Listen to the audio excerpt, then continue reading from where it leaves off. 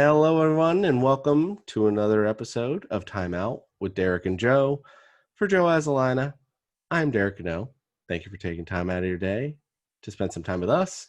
And as some of you may have seen on our Facebook page, we have another top 5 list coming your way. So this will be a little shorter of an episode again. Joe, what is our topic today? Well, Derek, we are going to come to you with some unbelievable, unbreakable, we think, records. And spoiler alert, one or two might have already been broken, but we might not have put them on our list. And Derek, I know you're proud of me that I actually only have 6 to talk about today instead of 11. So I try to trim it down. But yeah, we're going to talk about these records, and some are amazing just to see, how it all went for these individuals. And I looked at the top 50 list, and I came away with 20 and still had to break it down to 6. So that was rough. But you have the floor because I went last. I went first last time. So. Yep. So as Joe mentioned, top 5 most unbreakable sports records. And these are the lists that we came up with. Now, I don't know about, I can say probably for Joe as well, we didn't want to try to put them all in one sport. Like obviously we could have made them all baseball or all football, but we kind of spread them out a little bit. So first up for me, I have 2 honorable mentions. I actually have more than Joe, I think. I think Joe has a little less than me this time around. First one up for me, I have Jack Nicklaus and his 18 major championships in golf. So for the record, Jack has 18 major championships. Tiger Woods is second with 15. So Tiger has come back now, and he did win the Masters in 2019. That gave him number 15. Before that, it was 2008 U.S. Open was the last time that he won. I don't know. I talked to a buddy who is a who works in the PGA, and he said he'd be very shocked if Tiger hit that 18 mark, and that there really is no one. The problem nowadays is that there's really no one who's head and shoulders above all the others. I know Brooks Koepka, he has 4. Rory has 4 majors, but no one. But you have Jordan Spieth out there, Dustin Johnson out there, Ricky Fowler out there. So it's very difficult for one person to step up. So that's why I put Jack Nicklaus. But it's not impossible. So I would be absolutely shocked. I couldn't chime in much there because I don't know golf. That's okay. I threw my name. More hockey than golf, Derek. My second honorable mention before I get into my top 5 is Ricky Henderson and his career stolen bases record in Major League Baseball. Ricky Henderson. So let's just talk about this. He has 1,406 stolen bases. Second place, well, I will say, then I'll talk about second place and then I'll talk about active. But second place, so that was 1,406, is Lou Brock at 938. That is over or a little under 500 less stolen bases. And the current active leader is D. Gordon at 333. and D. Gordon is 32 years old and probably not even a starter in Major League Baseball anymore. Just to point that out, he played 25 years, Ricky Henderson. That is 74 stolen bases a season, including 130 in 1982. 130 stolen bases he had. Just to put that in perspective, in the past 6 years, no one had more than 62. It was amazing. So, any thoughts on Ricky Henderson? And I would imagine, no one's touching that record anytime soon.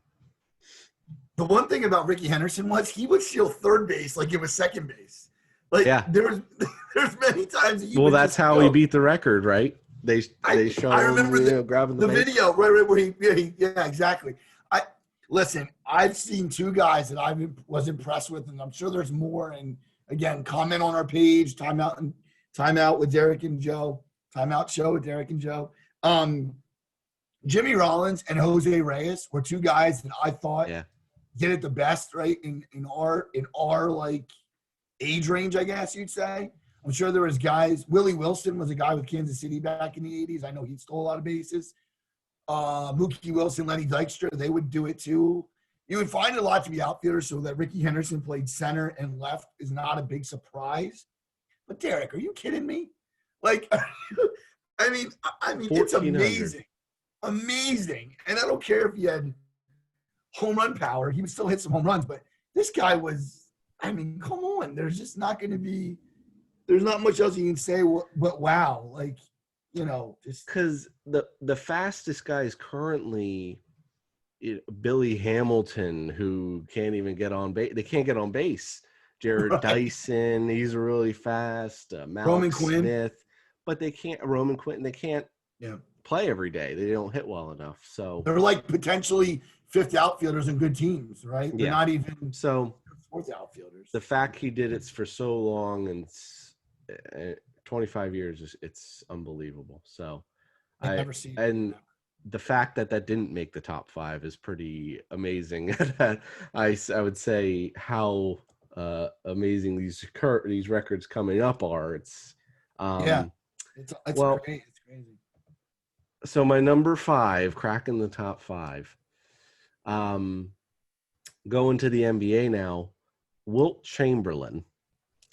There was a season in, I believe, it was 1961 when he 61-62 season, he averaged 50.4 points a game.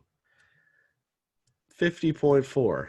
That now also number 2, Wilt Chamberlain, 44.83. Number 3, Wilt Chamberlain, 38.39. Well, number 4, Wilt Chamberlain, 37.6. And then it was Michael Jordan at 37.09, which was one of his first years in 86. Most recent was James Harden in 2018. He had 36 a game. And that was when everyone thought he was a ball hog. 50 points a game. That's pretty impressive, I must say. I call him the number 1 option. I would say so. And just in case you were wondering, it's not like he was the ball hog. There were 4 other players on that team, the Philadelphia Warriors, who were in double figures, including one amazing guy, Paul Arizin, who was 20 points a game.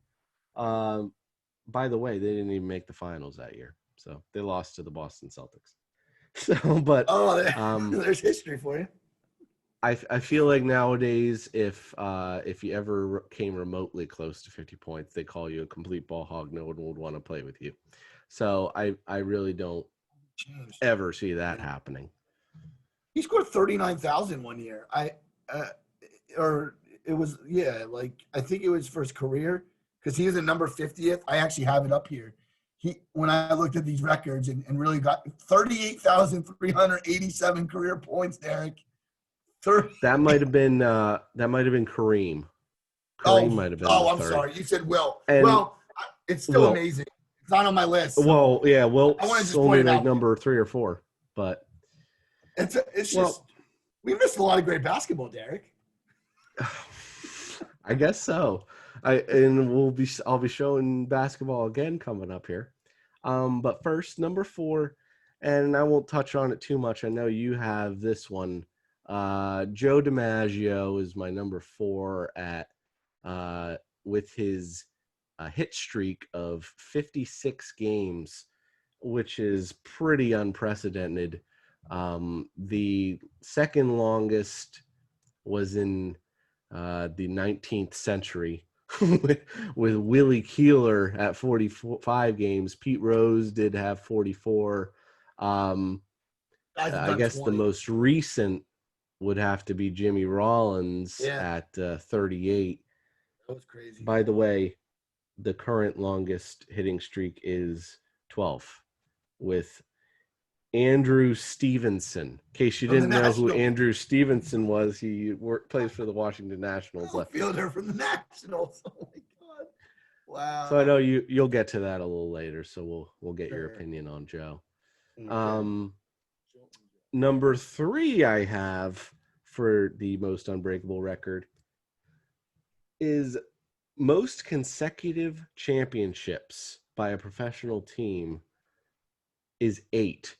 8 in a row by the Boston Celtics. This is amongst all sports. They, from 1959 to 1966, they won 8 championships in a row. There have been some amazing teams in the history of sports. I even wrote down some college here. You think of UConn women in You know, basketball. Um, they won from '02 to '04, 3 years, and then again 13 to 16. That's only 4 years. The Chicago Bulls, 91 to 93, they won 3 years. 96 to 98, 3 years. The Canadians in hockey, 5 years from 56 to 60. The Yankees, 4 years in a row from 36 to 39, 5 years from 49 to 53, and 98 to 2000, 3 years. Closest, I guess, but it's still not pro sports, UCLA basketball, 7 years in a row from 67 to 73. God, that's hard to do. 8 championships in a row. I'm going to say we're never going to see that again in any sport, Joe. I mean, all right. First of all, just to agree with that. No way in baseball. There's no way in baseball. You don't even see repeat. The Dodgers aren't winning the World Series next year. I got news. Yeah. You don't even see a repeat because there's too much spending. There's a lot of growth. There's guys don't stay in the same teams, right? All that stuff. NBA basketball, there's some super teams, but the Lakers didn't win the championship this year. So, and neither did Golden State. So think about that for a minute, right? Like, there's just, I mean, I don't know. There's a lot of parity in sports. Oh no, I'm Yeah. sorry. The Lakers did win it. I meant that the Lakers won it, but Oh, doesn't mean that they're going to win it again. I really think that what we're seeing now in pro sports, at least in NFL, maybe I'll be proved wrong this coming couple months. Maybe the Chiefs do it again, but I'll tell you right now, it's not going to be easy. It's hard for teams to go back to back, let alone do it 8 times. Eight yeah. times? That's a lot of times. Well, and I guess because a lot of things are about money now. You only have so much money to spend. I mean, if you had an amazing amount of money to spend, then I'm sure, yeah, you could probably get a lot of the top players on teams. But with caps and stuff nowadays, I don't think you're ever going to see that. That was with Bill Russell, one of the greatest champions. That's probably another person who could have been on this list was Bill Russell, 11 championships or whatever that he won. But we'll move on to number 2 here. Again, now I don't know a ton about NHL, but I think everyone can kind of agree that when they think of NHL, you probably think of Wayne Gretzky. Wayne Gretzky had 2,857 career points. Now, for those that don't know, a point is either an assist or a goal. So he had 2,857. Next closest, Jaromir Jagr, who had 1,921. By the way, he also played 250 games more than Wayne Gretzky. And he is no longer in the NHL. The highest active player is, it looks like about 1,600 points less. Alex Ovechkin has 1,278 points, but by the way, he's 35 years old, so I don't know how much longer Alex Ovechkin is going to be in the NHL. But that is known to be a record that is going to be way untouched. by Wayne Gretzky, and that's why I put it in at number 2. But number 1 is a record that I think will absolutely never be touched, mainly because of the world that we live in now is filled with, well, get your rest, stay healthy, rather than go out there with an injury. And that would be Cal Ripken Jr. and his 2,632 consecutive games played in Major League Baseball. Actually, I didn't even know that Lou Gehrig was actually 2130 games in a row, which is an amazing stat in itself. Right. But when Cal Ripken Jr. beat that, and then, so by the way, that is, if you count 162 games a year, that's a little over 16 years in a row that he went without missing a game. One of the most, exactly, that's a great thought, mind-boggling stats that you, with all, like I said, a lot of people sitting, making sure you're rested, making sure you're healthy nowadays. We'll never see that ever touched. Highest current streak is Whit Merrifield for the Kansas City Royals at 307. He has played a little over 2 seasons in a row. So that will definitely never be touched, Joe. I can guarantee that one. Great number. Well, Joe, throw out yours. Let us know your top 5 plus honorable mention. So my one honorable mention, as I had 2 others, but Derek asked me to cut it down, like I said before at the beginning of the show, which I listened this time, is a guy I never heard of. And when I saw this, I thought this has to be on my list. So it is my only honorable mention. And it's Just Fontaine. J-U-S-T, Just, his first name, Just. Fontaine. He scored 13 goals during a 1958 World Cup. Now, I try to put this in perspective, and I played soccer like growing up and even in high school. It's hard to score 1 goal, Derek, if you have an opposing team trying to stop you from scoring. It's hard for these guys to score. Messi, if I said that right, hopefully Messi. Messi. Messi, sorry. Thank you. Pele. Those guys are great players and will always stand to be some of the best in our sport. Look at the women. I don't want to forget the women. I am absolutely give the women their due in sports. And look at some of those women that go out there for the World Cup in women's soccer, and they score goals. Derek, this guy did 13 goals. 13. So I just felt like he had to be one of my honorable mention, Derek. I just thought it would be just right for Just Fontaine. So there's Just Fontaine. My number 5 is somebody you covered, but I don't have him as high as you did just because I had a hard time ranking these things. But number 5 is the great Wayne Gretzky. And the one thing I always forget about, Wayne Gretzky, if I'm not mistaken, did it in 2 different cities. He did it as, I think, a Los Angeles King, right? I believe it was 4, actually. Oh, there goes my hockey knowledge, Derek. So, well, I just had it up on the screen, to be fair. Well, the Kings and the Rangers are definitely 2. But where are the other 2? So I now be educated.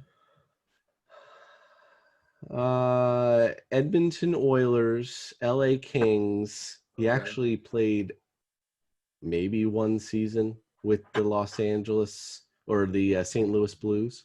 Okay. Like. So I should remember that. And then the Rangers. Okay, and the Rangers, he ended his career. 2,857, as you called it, points, and I never knew that. I knew a goal, of course, was considered a point, but I didn't know what assist was, so that's interesting. But the guy just looked like a hockey player. He always had the long hair.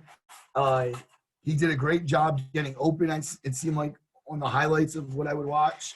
But growing up in the 90s, Wayne Gretzky was the guy you'd want to play with in a video game. He's that guy. Like, he was one of the ones that really – and you mentioned Jaromir Jagr. He was Mario Lemieux and him were tight, right? They were like Abbott and Costello. They were together. They were all together, those 2. But Wayne Gretzky never had a Robin. He was always Batman. And I feel like Wayne Gretzky was just one of those great players of all time. So he's number 5. Mhm. Please don't Definitely ask on the me. Mount Rushmore of sports, I would say. I Wayne would Gretzky. say he would be in any conversation as one of the better athletes of our generation, because I can't ice skate, and if you put a hockey stick in my hands, that's getting me trouble. You know, that's pretty crazy. If you talk about skill, Right. I would definitely put hockey way up there because first off, you got to master ice skating, which is a difficult thing in itself. That's a great point. Great point there, Jeff. Thank you. So number 4 is Rocky Marciano, and I don't know much about boxing, but I turned to my father that night. I did this, and I said, 49-0. Like, well, he couldn't win his 50th, I guess, but 49. He it was a fight, and he retired as champ. So you hear about Larry Holmes, of course, being from Easton. You hear about Tyson, of Mm. course, take him or leave him because of his attitude and what he portrayed a lot of the times. But these fighters they just went in there and fought. And I think Marciano must have had a lot of skill to him, because there's no way you go in there and just win match after match after match.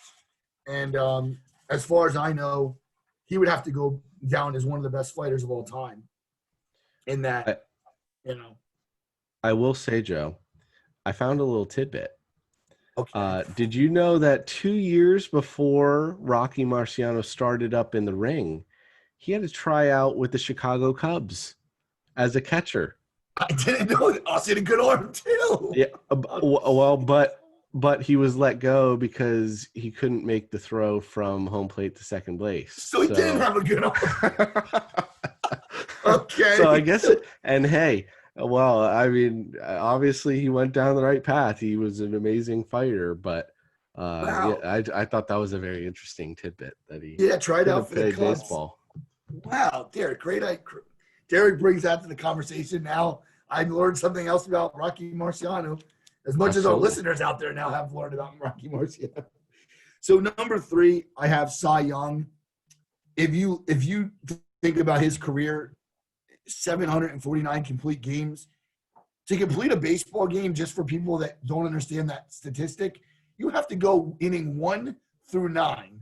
Now we learned 7 could be a complete game this year, but Or it's whenever the game not ends, supposed to. you know. And, Well, it could be 12, 13. You don't usually see it unless yeah. you go to the bullpen. But yeah, you're right. Whenever the game ends. But he had 511 career wins. The guy's a Hall of Famer. There's a reason the award is named after him for the best pitcher in both leagues, the Cy Young Award. Absolutely. They're just, I mean, wow. They play, 100 games a year, just rounding it off.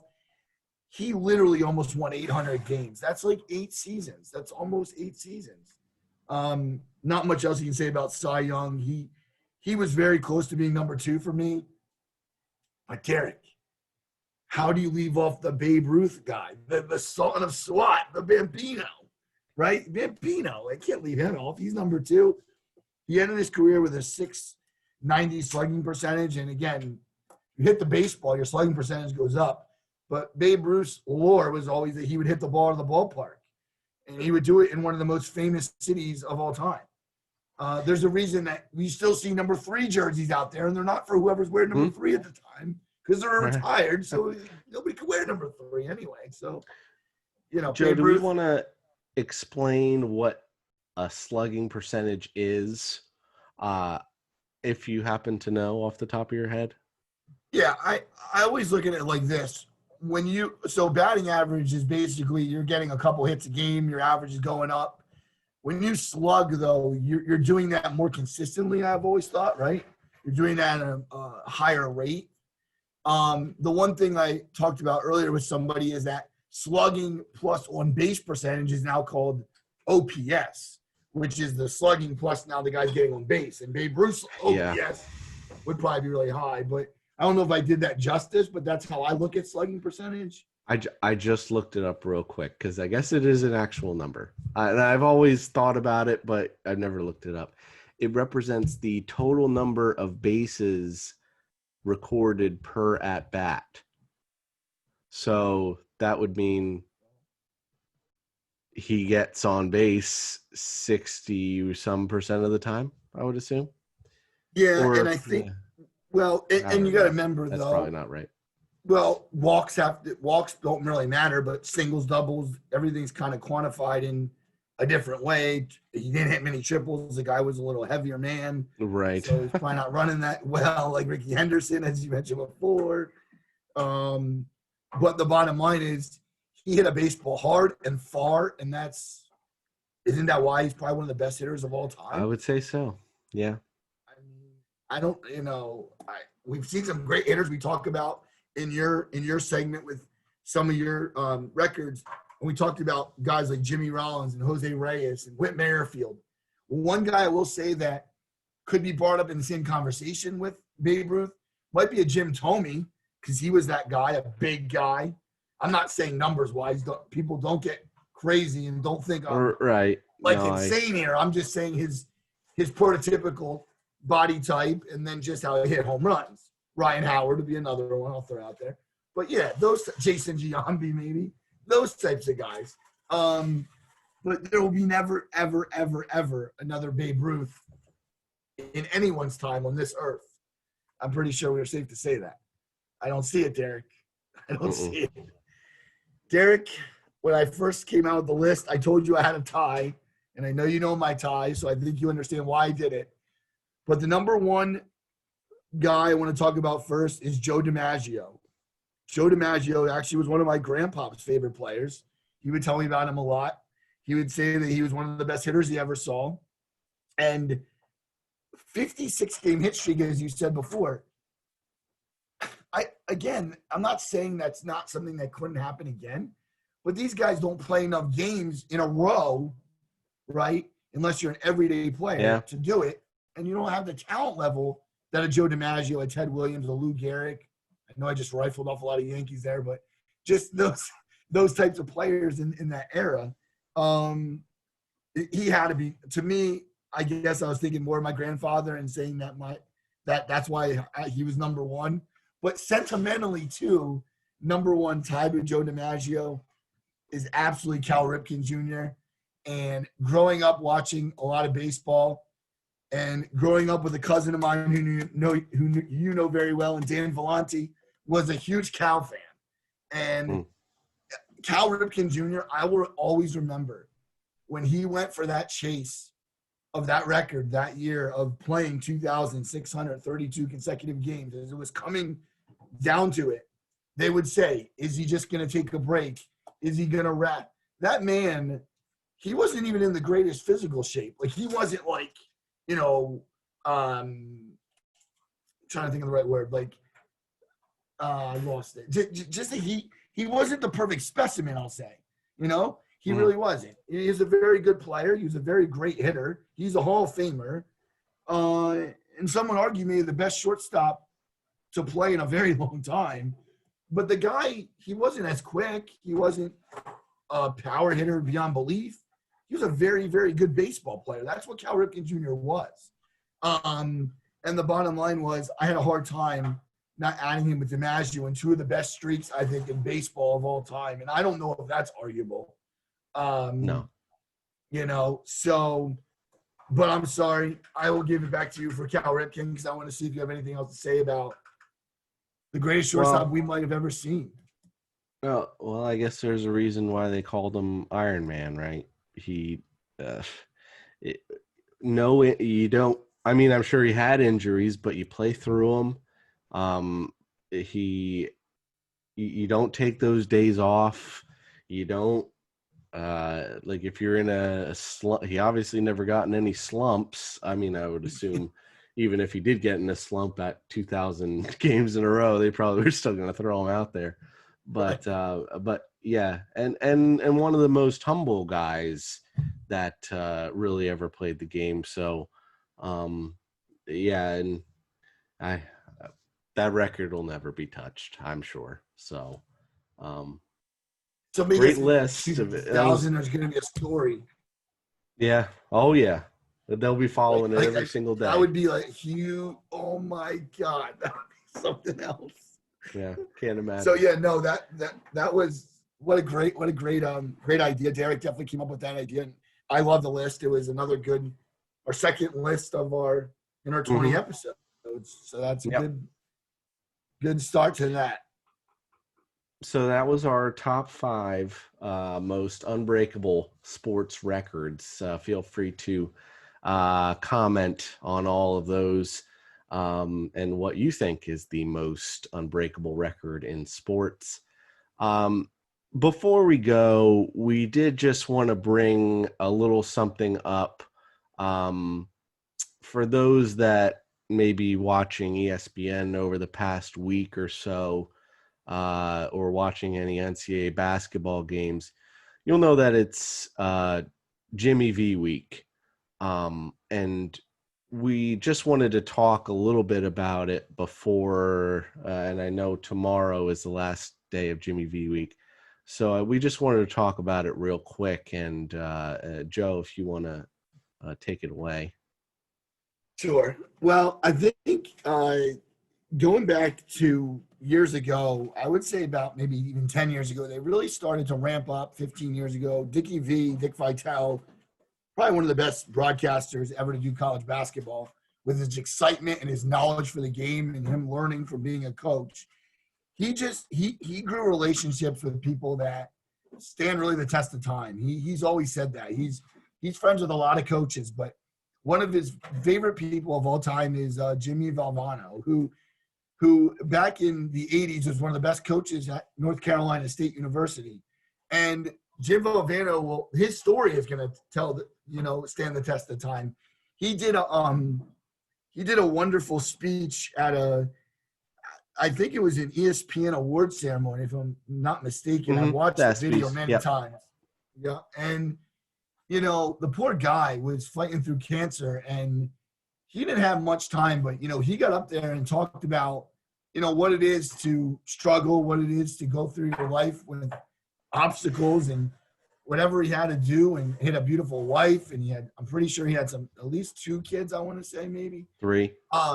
Definitely had children. And he just talked about how, you should smile each day, you should laugh each day, and you should cry for good or bad each day, because those things should never be taken for granted. And I learned a lot with loving sports my whole life, actually getting to announce basketball at the Northampton Community College for about 6 seasons. They did a great job with that too. They talked about Jimmy V. We talked about the cancer research, and what we did as referees wore sneakers, and these coaches all wore sneakers.